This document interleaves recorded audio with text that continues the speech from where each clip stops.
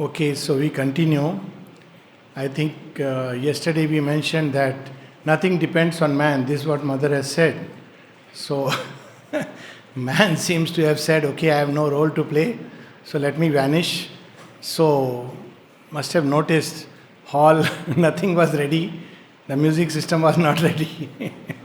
What it means is that those human beings, we just don't know who will be part of this evolutionary process.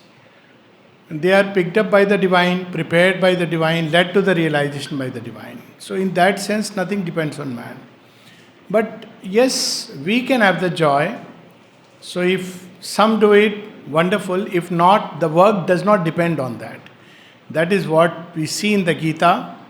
Shri Krishna mentioning to Arjuna that if you look, I have chosen you, picked you up for this wonderful work, giving you the privilege and joy of being the instrument.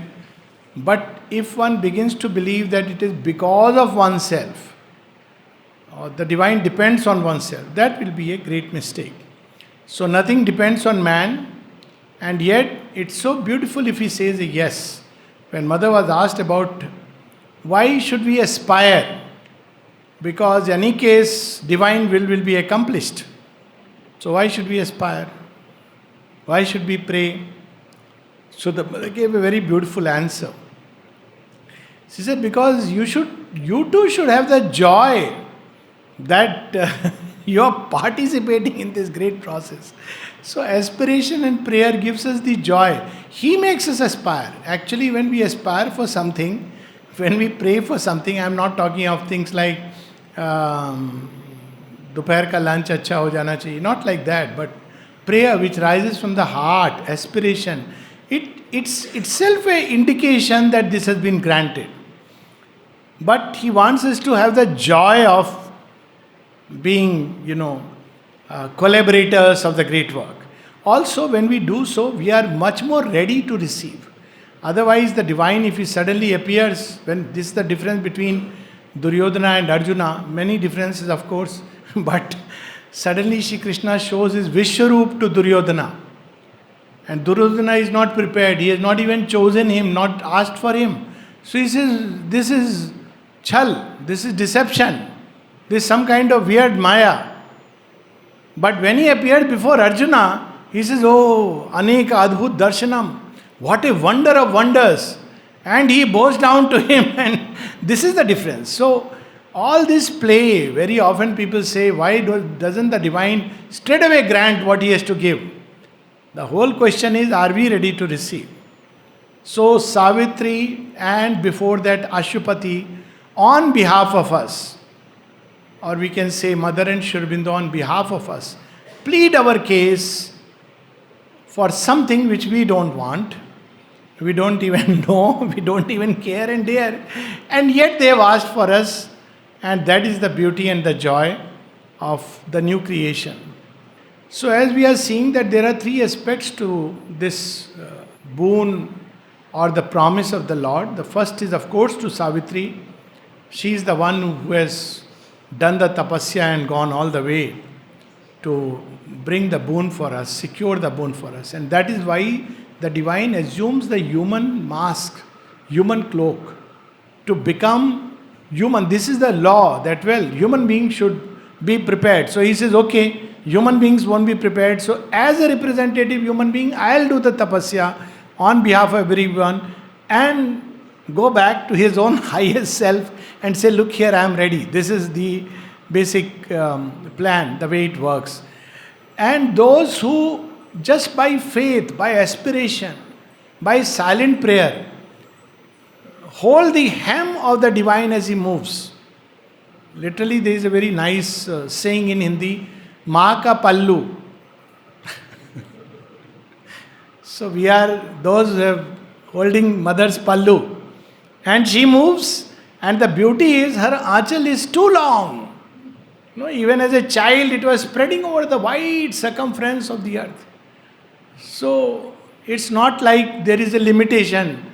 Okay, over now, stop. Line will stop now. So this is what we see in the next passage.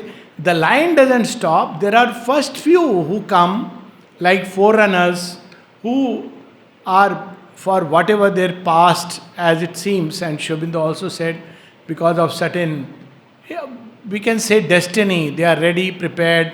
They are the one who leap on the pallu and hold it. Still others whom she has caught on the way and brings to her breast. Why? We don't know. We have some wonderful stories, of course, like with Amrita, we know how, the one person about whom mother said, he is the first and the last manager of the ashram. Can we understand what it means? And Amrita, it seems, in his previous life, he was among that group of priests who had indicted or convicted Joan of Arc. And when she was feeling thirsty and she was being burnt at the stake and she wanted the cross, and he is the one who felt a lot of love and pain because, well, this is just not done. But he couldn't do anything. Picked up a hay from the stack, made a cross and threw at her. This gesture the divine doesn't forget. So in what life, whether as a squirrel, monkey, who knows what, so he picks us. That's how this journey goes. But is it only confined to these chosen few? No. This is where we see the next step of the prophecy, that it is going to spread in wider and wider circles. So we continue on page 709. Interpreter of a diviner law. Often people ask about justice because we have an idea of human law and human justice. That's not how the divine operates. If the divine were to operate like us, then all of us would have been long back convicted forever. But there is a diviner law. What is the diviner law? Shobindu explains at great length when he speaks about karma. And he says, if there has to be a law wherein one should meet the consequences of one's actions. So what should be, when one comes in touch with the divine, he will wash away those roots from where these evil tendencies have sprung up. That is the logical thing of the divine action. It may be painful. Sometimes it may mean a particular life, he just removes it, the form. Yet that is the truth behind it. So, interpreter of a diviner law, an instrument of a supreme design, the higher kind shall lean to lift up man. So he's describing the qualities of the Superman. Shobindu at one place says, Superman is the cow of plenty. He gives. That is one of the aspects of Superman. And second aspect he describes, he becomes the servant of all. Because he sees the one, Vasudeva, in everyone. So he becomes the servant of all. He freely gives. So that is one of the things about the Superman. And here we see this truth which Mother has revealed in one of our conversations, that there are two aspects of this evolutionary movement. One is individual and the second is collective. So if we focus only on the individual, there will be a block after a point of time because this is an evolution. It is not one person's escape. Evolution by its nature is a collective process. So there has to be simultaneously a collective movement. And that is why we see the mother holding meditations in the evening, in the playground, and then also these classes which started. Because both aspects have to be worked on. So who is the higher kind? Higher kind is not one who is shutting himself in a cave. But higher kind is one who leans to lift up man. The higher kind shall lean to lift up man. Man shall desire to climb to his own heights. What is Shobindu is asking us? What is the divine asking? Come up. Where? Where you belong to. That's what yesterday also we were reading. That we have fallen from that point, which is our true domicile. And we had fallen because we had to complete a long journey. Because what comes after that needs this. Our highest domicile is at the margins of the overmind. And it may look, overmind, supermind next door. It's not as simple as that. It's almost like saying, oh, our flights go to 30, 40,000 feet when we fly from domestic or international flights. And beyond 50,000, we can actually be projected into space. So what is there? 40,000 and another 10,000. Pilot Bhaiya, we want to have a space travel. Why don't you take us a little more, just 10,000 feet? Looks very simple, but the whole world changes. The fuel has to change, the aircraft has to change, the people sitting there, the pilot, everybody has to be trained. They have to come back on ground if such an aspiration rises. So this is the whole thing, and Mother says that the difference between man, the mental being, and the supramental being is much greater than between animal and human beings. So one has to come down and trace that climb in a way which we cannot even imagine. The truth above shall wake a nether truth, even the dumb earth become a sentient force. So the truth above, this is how all evolution proceeds. There is an opening of the higher states or planes of consciousness. Those forces and energies press upon earth, and then what is concealed inside earth, that comes out. It's like somebody who comes and Dadaji ka khajana, Dadaji hi wapas aake, he is coming back and saying, I have buried the thing there, and he is breaking open the wall to release that treasure which is inside. So when this truth comes, it wakes the truth which is hidden inside us. That's how. So when supramental descent takes place, it opens up that supramental consciousness which is anyways hidden in earth. But it is hidden far behind and pushing things through that. Even the dumb earth become a sentient force. So this is very fascinating in many ways. It means a greater mastery over even the elements, and that's how we understand how Sri Aurobindo, there is a tornado which is coming and storms, cyclones, and the mother goes into his room, the windows are open, but not a drop of water is entering inside.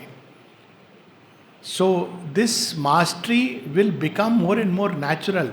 We see hints and glimpses of this in our scriptures. When we read about the sea not giving way to Rama and Lakshmana. So that time, Lakshman is Lakshman, he goes beyond his brief. He is not supposed to show all his Sheshnag wala form. And he suddenly says, Bhai bin hotana preeti. So the sea comes. Lord Rama will not do that. He'll pray, request, because he lives within the limits of the avatar. Lakshman keeps forgetting that, he has to do a leela. Same thing we see with Krishna and Balram. Every time Balram tries to go beyond the limit and Krishna has to restrain him. Please, this is not what we have come here to do. So this is how we see that, there will be an awakening inside in response to this presence, and even the dumb earth become a sentient force, which means that man will develop a way, what can be called as, in the truest sense, not the way it is understood, management by consciousness. And that means that one has to live in that state of oneness, where from within one can connect with even the elemental energies and work on them. This is something people have experienced even with the most material things. You can work if we know how to connect with them. And mother would work with vegetables, and this is the experiment she was doing when, there used to be these things which, of course, I think most of us know, vegetable darshan, flower darshan, and people would run wherever mother is going. She is going for vegetable darshan, and people are running to have darshan of the mother. So, there is always a little vegetable in us that receives something. So, this is how the dumb earth will begin to respond. The spirit stops, and nature's base shall draw near to the secret of their separate truth and know each other as one deity. This is a very profound truth that Sri Aurobindo is revealing. People often speak of Sri Aurobindo's yoga as integral Advaita. Well, the real Advaita, integral Advaita would be where matter and spirit are regarded as one deity. They are two aspects of looking at one reality. They are not two realities. So what is matter? Matter is Spirit out of itself, for its manifestation, brings out matter for its own manifestation. What is spirit? If we go deep inside matter, we'll discover that spirit is the master, the essence, the core. So they are one deity, but they've been parted by the mind, and therefore we have all these disputes between materialism and spirituality. The spirit shall look out through matter's gaze, and matter shall reveal the spirit's face. This is the plan originally. That's why matter was created in its origin.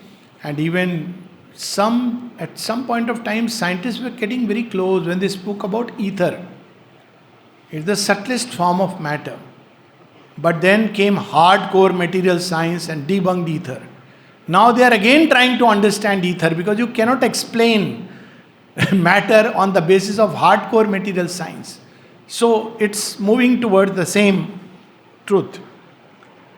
Then man and Superman shall be at one, and all the earth become a single life. So this is what we see happening today. At some point of time there was need of drawing a circle around those who were engaged in the evolutionary process. But slowly, this is a question that Mother contemplates when Auroville comes up. She says it has to be porous. But how to make it porous? Because this is a big challenge. If man comes in and those who are Supermen in the making, then it is going to bring in contamination and more complications. But at some point this has to happen. That's what the Mother says was the result of the Second World War. So in Second World War, she says, the children came, we found a little package at our doors. Very sweetly she said, little package. And along with them came the parents. Children were not the problem. I don't need to say further. Along with them came the parents. Now this became, so she said it was premature. She said because before that, the life in the ashram was, each one was an individual. It was clearly no family. There was nothing like a family concept.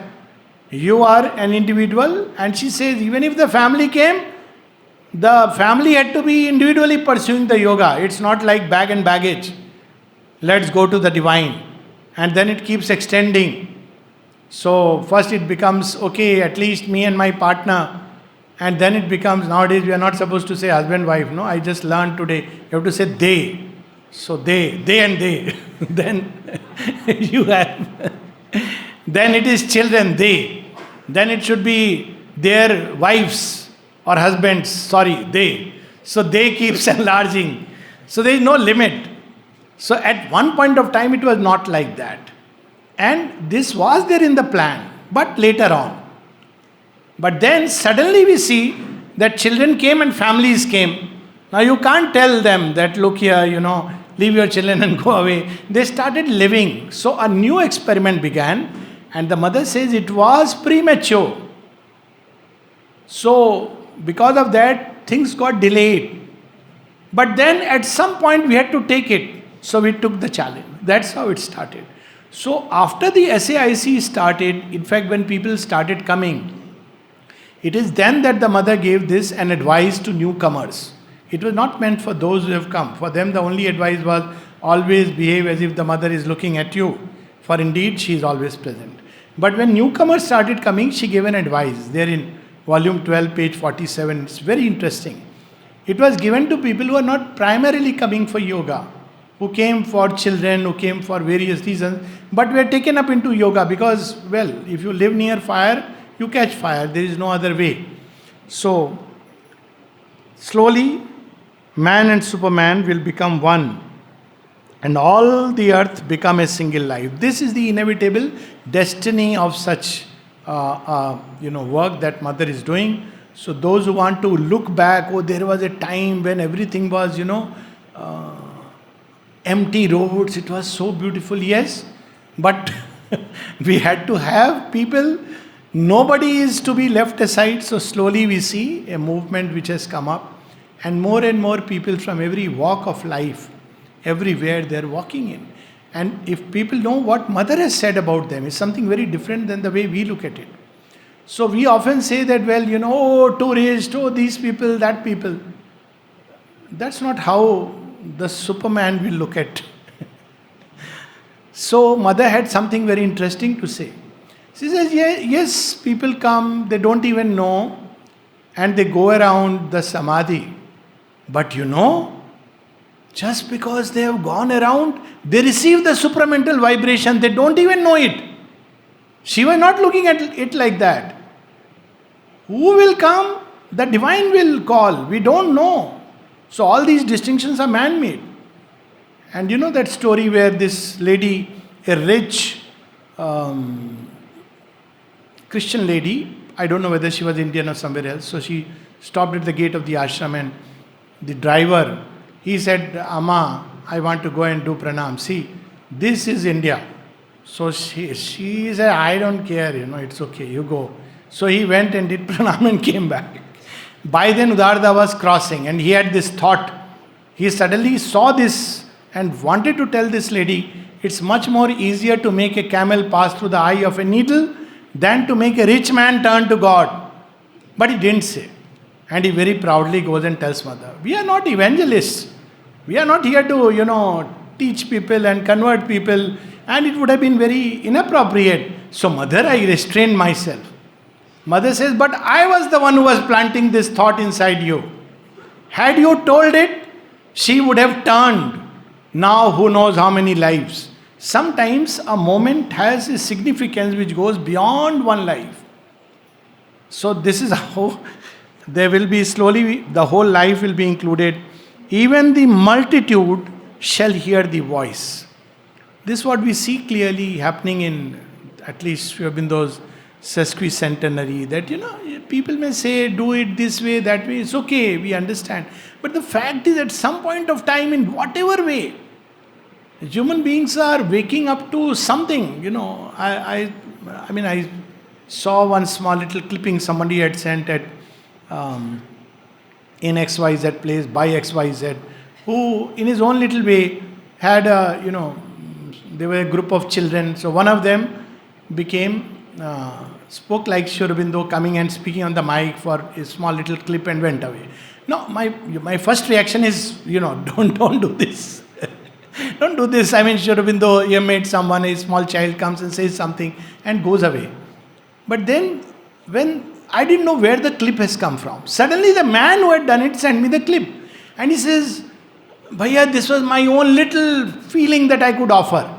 Then I felt that, look here, this is a man, he doesn't know, understand. And yet in his own little way, he has this to offer. So it's okay. It's between him and Sri Aurobindo. So this is how slowly all life, even the multitude shall hear the voice and turn to commune with the spirit within and strive to obey the high spiritual law. This has come, this is what is the subjective age, when more and more children are not obeying external rules.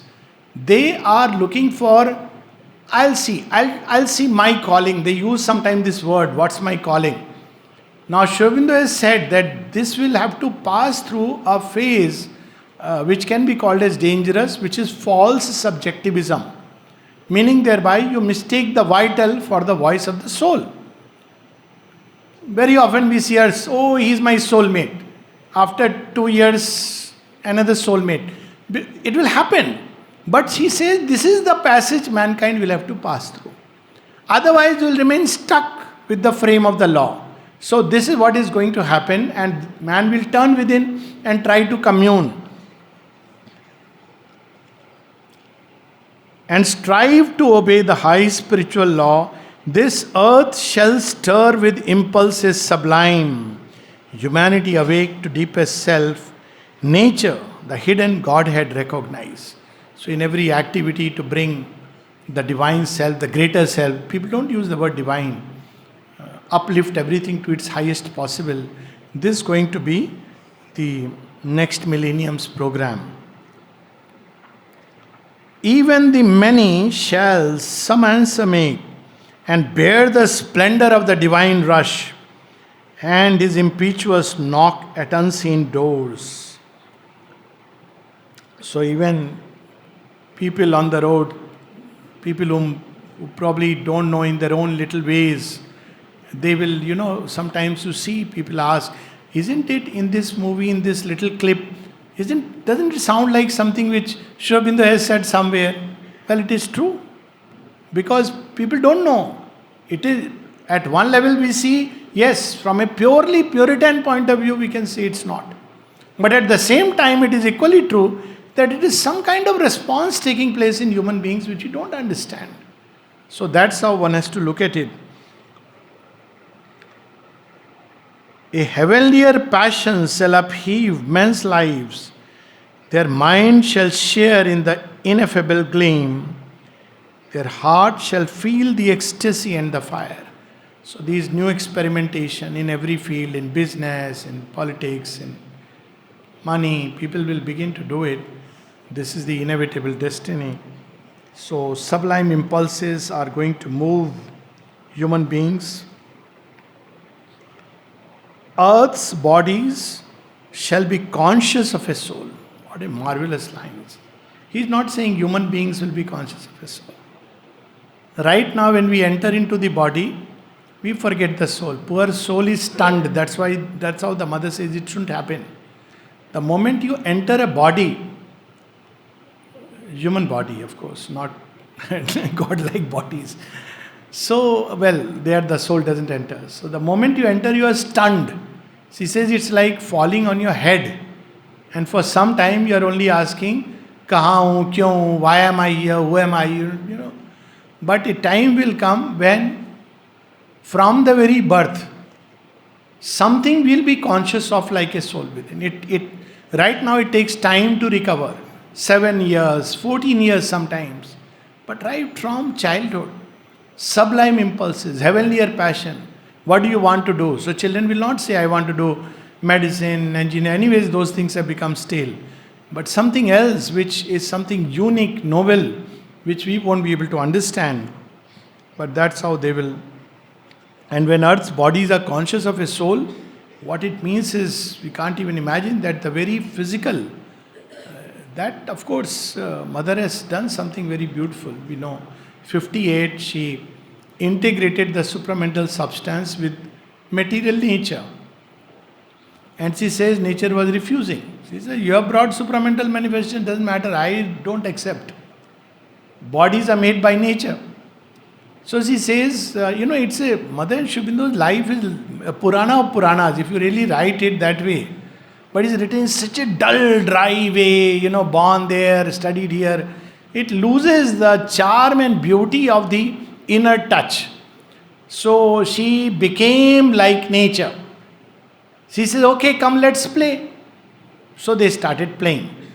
And while they were playing, she was slowly introducing this new substance. And then nature discovered, oh, this is so much more delightful. And she said, okay, I take it. So now this means that the bodies which are coming with passage of time, the divine has introduced in it the supramental chip, the divine chip, if you want. So the body itself, you see, body has its own consciousness. Mother at one place says, the body is cured when it decides to be cured. So the body itself is beginning to receive these powers. Mortality's bond slaves shall unloose their bonds. Mere men into spiritual beings grow and see awake the dumb divinity. Dumb divinity is, again, he's talking of material nature. The divinity that is asleep in material nature. In Shiva Parvati story, we see the same truth, that Shiva and Parvati is basically material nature and the divine being, they come together. So suddenly this dumb divinity will begin to wake up and nature itself will begin to respond. In fact, the mother says, who will respond first? So I'm putting it a little dramatically. All the intellectual, Mother, I have, done PhD on Sri Aurobindo. Mother, I have written books on Sri Aurobindo. Mother, all conferences I'm invited for talks. She says, first the simplest of beings will respond. And then she says, the vegetables, the plant kingdom, that will respond first. They will suddenly feel the touch of the divine.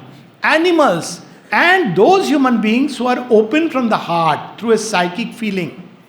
She says, but mental beings, intellectuals, they will go through a long passage, and especially, she says, those who have worked upon themselves. How to work upon yourself, Mother, I have worked upon myself and uprooted the ego. She will say, that's where ego is speaking. And that's where one reaches. When one becomes a child and says, Ma, you only do it. That's when she says, okay, yeah, you got it right. But you have to go through that process. So intellectual people have this big problem. So in ashram, when somebody says you are an intellectual, it is not a compliment. Again, I am telling you. It means you are not spiritual. This is a very nice way of saying. So this is the change. Intuitive beams shall touch the nature's peaks, the highest possibilities of the mind, the higher mind. It will be touched by intuition. So instead of ascending, this is the answer where somebody asked the mother, Mother, we'll have to ascend again all these levels the way it is described. People take a lot of joy in describing because that is something which ordinarily we don't know. There is higher mind, then there will be an explanation, then there is illumined mind, then intuitive mind, then over mind. So mother was asked, Mother, we have to go through all these stages. Mother said, who told you? No. She says, my child, supermind is now active upon earth. It's active. It will enter through any which door which is open. We are still following the classical thing and we feel great joy in that. So, what prevents the intuitive mind from directly seizing upon the higher mind and even the ordinary human mind and start working upon it? This is the mother's answer, okay? So, this is how it will operate. Because that was required at a point of time. The avatar had to go through all this and bring it down. He covered all that passage. They built the bridge. All that we have to do is to walk on the bridge. So intuitive beam shall touch the nature's peaks. A revelation stir the nature's depths. The truth shall be the leader of their lives.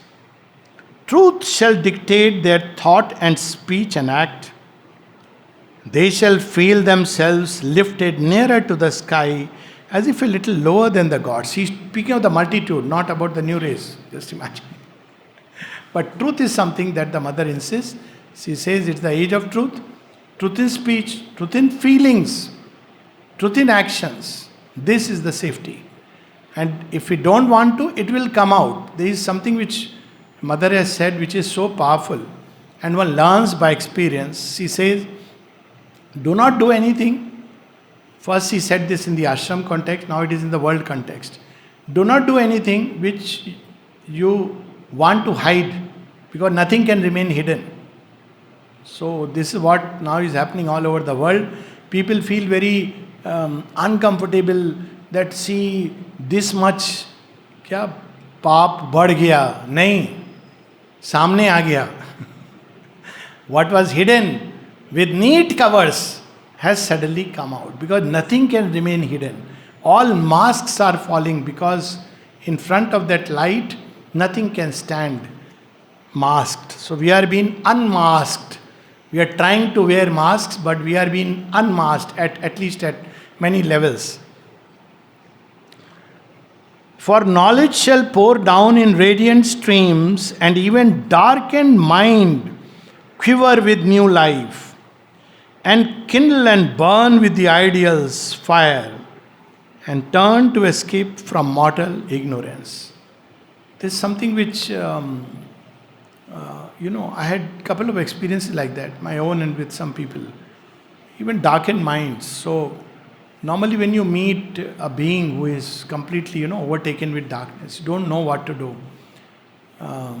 Doesn't know about Mother and Shri Aurobindo and doesn't care about anything. Sometimes just to say in some way or the other, bring Mother and Shri Aurobindo, and it has an impact and an effect. I've heard people share such a story, and it's something amazing that suddenly it's like something in even the darkness recognizes the presence of the divine. They don't understand what it means, but something or the other, even darkened minds feel a quiver. We used to read Savitri in Patiala. Now, that's not example of a darkened mind, but well, at least somebody who was right across the wall. One day comes, says, "What do you read at night?" We are feeling a bit embarrassed, probably 10 o'clock we are reading. "Sir, I hope you are not getting disturbed, but this is the only time we come back." "No, no, no, I just want to see what you are reading." And picks up Savitri, opens here and there, keeps it back, and comes. And so we ask that, like, is it disturbing? He says, "No, no, but since you are reading, since the time, my son's this problem has disappeared, my own back problem has disappeared." Now, how they respond and feel, they don't know. He never turned, it didn't matter. But there is this vibration which is working in the earth atmosphere, and it is turning things beyond our comprehension.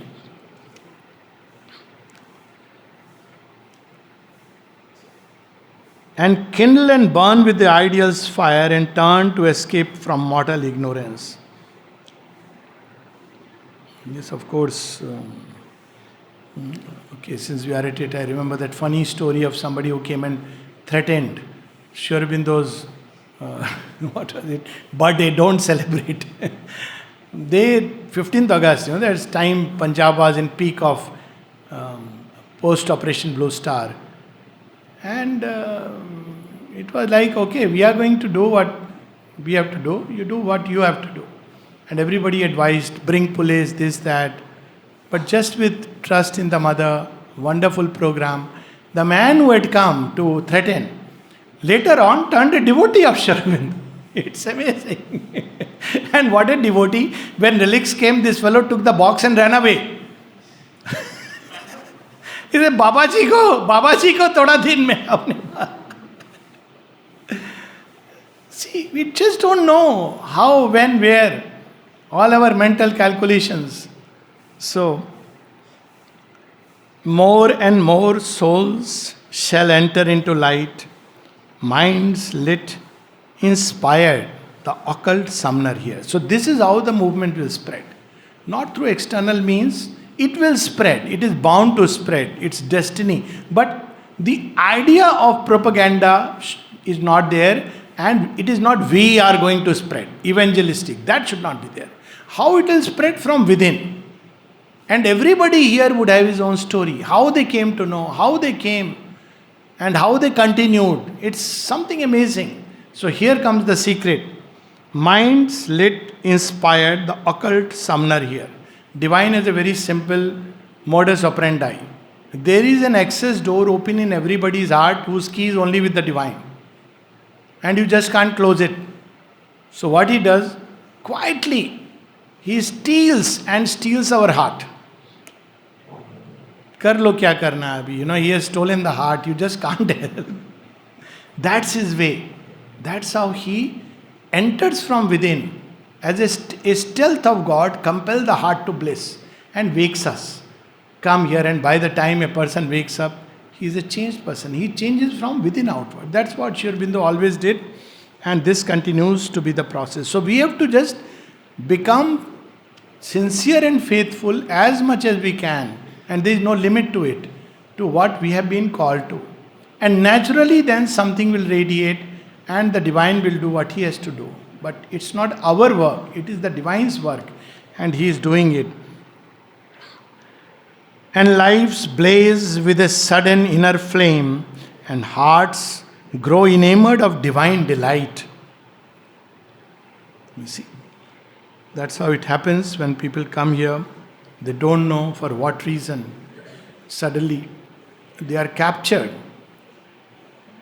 This amazing place, Samadhi, is made of marble, which is nothing extraordinary, not like the best marble from Makarana or Italy has been brought. And it's a marble, like you have that. And it's very unassuming. You can't imagine compared to what big places, fancy places people make. But those who are drawn, suddenly something happens. They touch the marble and they are stuck for lives. So this is how the divine action takes place. And human wills tuned to the divine will These separate selves the spirit's oneness feel. These senses of heavenly sense grow capable. The flesh and nerves of a strange ethereal joy and mortal bodies of immortality. So human wills will tune to the divine will, meaning thereby whatever may appear as not according to my will, people will still want to tune to the divine will, Jo Iksha, and slowly they will end up tuning them. Divine will tune them. And then just imagine, even the flesh and nerve and senses, there is a very beautiful description of the mother experience where she is standing on a balcony near the window, and she says, I was getting the combined smell of the agarbatti, the aroma from the kitchen, and all the other things together, and it was all turning into a celestial fragrance. Another place where she is hearing all the sounds and noises, and it changes into Om. This is what the senses are capable of and will become. And then, of course, the last part of it is a divine force shall flow through tissue and cell. Nothing is left in this union sublime. And take the charge of breath and speech and act. So often people ask how to do pranayam in this yoga. Give your prana to the divine and he will do the pranayam in you. It's actually like that. He says, there is a line in Savitri, in one of Sri Aurobindo's poem, my breath runs in a subtle stream, and the mother's subtle rhythmic stream, and the mother says, yes, the breath, by the touch of the divine, it will, Yamuna becomes quiet when it touches the feet of Krishna. So this is how it is that the prana automatically, the more we give, the breath, speech, act, they will begin to be taken over by the divine. That means the authority of the ego is gone. And all the thoughts shall be a glow of suns. And every feeling a celestial thrill. How beautiful it will be that in every feeling we experience the touch of the divine. And then all moods, unlovely, unholy, untrue, they will leave. Right now we are so full of fear and so full of, Mother gave this message, men, countries, continent, the choice is imperative, truth or the abyss. So somebody was afraid. Mother, she's my child. This is with regard to the relations, international relations of humanity, where nations are not being true and sincere. They are saying one thing, but they are having something else inside. See, now it is becoming clear. Mother said this 50 years back. And then she says, what is the abyss? She says it's fear, lust for power and greed for money. He says, but for sadhaks there is nothing to worry. Why are you worried? You have to live by faith. It is not meant for that. It is meant for people who are living by fear, by lust for power and greed for money. This is what we see, what happened recently and how. But if you are living by faith, you don't have to have no fear. Fear has no place in sadhana. That's how she says. So every feeling is celestial thrill. Often a lustrous inner dawn shall come, lighting the chambers of the slumbering mind. A sudden bliss shall run through every limb, and nature with a mightier presence fill. Suddenly one is going through a dark night. See, now dawn is a very interesting image Sri Aurobindo has given. When does the dawn come? After the night. So you are going through a difficult period through a night. Suddenly there is a dawn, lustrous inner dawn. So one of the little stories that I have out of many, I used to be involved in treating somebody who was going through a depressive phase and everything. And after 6 months of all this, meeting together, said, come here long back with the mother. And mother's time, not with the mother. So one day she suddenly says, you know what, I am waiting for you to come, I want to share something. So I said, okay, what would you like to share? She said, I have forgiven my husband. Now husband was 30 years back, all separated everything. So I said, that's wonderful, but what made you forgive? She was holding on to that. She was suffering. She says, you know what, I remembered the line from the Gita. She was not an Indian. She says, I remember the line from the Gita. Somewhere he says, like a fly on the wheel. I said, yes, yantra runini maya. So he says, yes, something like that. That human beings are driven by like a fly on the wheel. What is his fault? He was also bound by nature. I said, thank God, you finally got it. She says, yes, after 30 years I got it. And she says, it's given me such a joy. She released the man from her captivity and released herself. So you see, it is not forgiveness in this yoga, but compassion and understanding. Forgiveness makes you feel, oh, I am superior, I am forgiving this condescending fellow. But compassion understands. It's filled with wisdom. Forgiveness is a different ideal. Compassion is what is important. It comes like an inner dawn. A sudden bliss shall run through every limb, and nature with a mightier presence fill. Unexpectedly, suddenly the divine will catch us in Ashok Vatika or in the Pushpa Vatika. Both places, we don't know where. In the marketplace or in Connaught Place, where he will catch us. He loves to play and he has a penchant for playing. If we understand this, life is beautiful. He is not waiting, okay, you come to a mandir, that fixed time, then I'll... Sometimes he says, I'll come. That's what is Swapna, no? That story which they are going to do. So he loves it because he's everywhere. He can just come like that. Age is gone. It's a new consciousness, a new age. He plays and he loves to play. Provided we also take the play and play with him. We become too serious. Mother says one of the problem with human beings is that they take life too seriously. And then she says we should learn to laugh with the Lord. And then she says something which many people won't like. I mean, not here, but otherwise. She says, and for that, she says we should learn to laugh with the Lord. See how he laughs. And then she speaks of the son of divine laughter at the core of everything. She says, and for that, avoid the company of people who are very virtuous because they are very boring. I mean, you will go into laughter. She comes with a most unexpected remark. Avoid the company of... And she says that in the context also she puts it. Human beings understand perfection only by a set of virtues. So, if they start by that, they will end up eliminating everything from life. So what is he saying? Live by vice? No, this is wrong. Everything that we understand from a limited human perspective has a different value when it is seen in the divine perspective. That's how Krishna tells that Duryodhan ko put him on the coffers to give money. Yudhishthir, he is a generous fellow with all its defects. And he will give very generously during the Rajsu Yagya. Oh, I had never known he is generous. He doesn't give a kingdom. Even, no, that's ambition. That's fear. It's not lack of generosity. See how he gave away Angaraj Banadiya. But he is afraid of you. He is very insecure. Because from childhood, he is flip-flopping between becoming a prince and not becoming a prince. So it's fear, it's not lack of generosity. He is generous, he will give. So, this is how everything has something or the other which suddenly will lift us up. Thus shall the earth open to divinity and common natures feel the wide uplift. Illumine common acts with the Spirit's ray and made the deity in common things. This common natures, deity in common things. I must share this little thing about, in Desiree.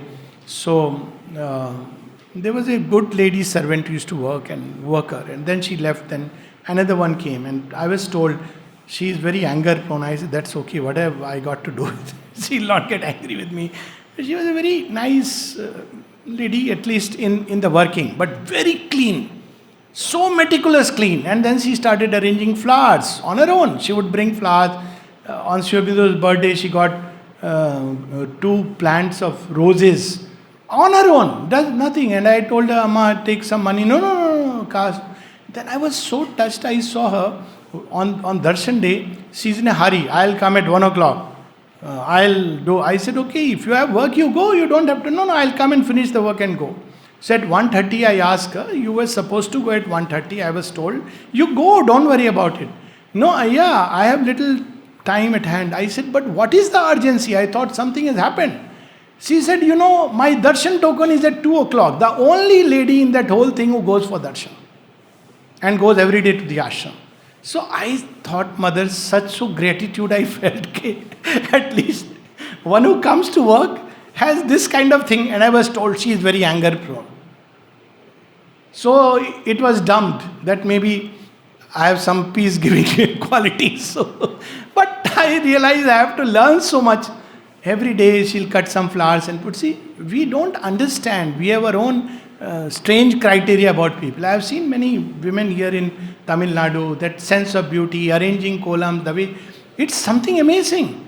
So this is how common natures are also responding. We call them common. That's the first thing that Sri Aurobindo was shown in Alipur jail, that those whom in our superior pride we regard as chotto log, in them, it is these people whom I am lifting up.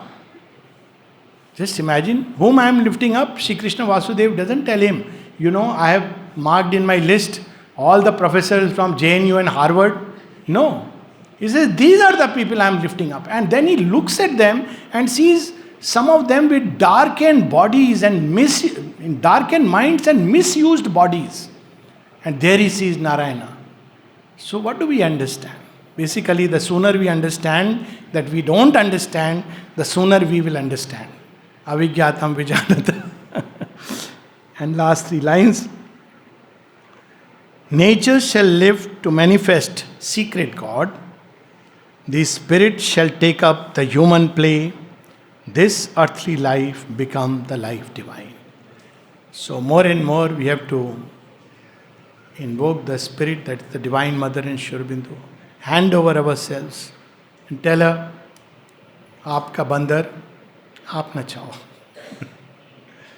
Your monkey, you make it dance. And when the divine takes up a monkey, he turns into a Hanuman. And when human beings take up divine, they caricature him and turn him into a monkey. So this is the difference. Namaste. We'll meet after 7-8 minutes for the last part.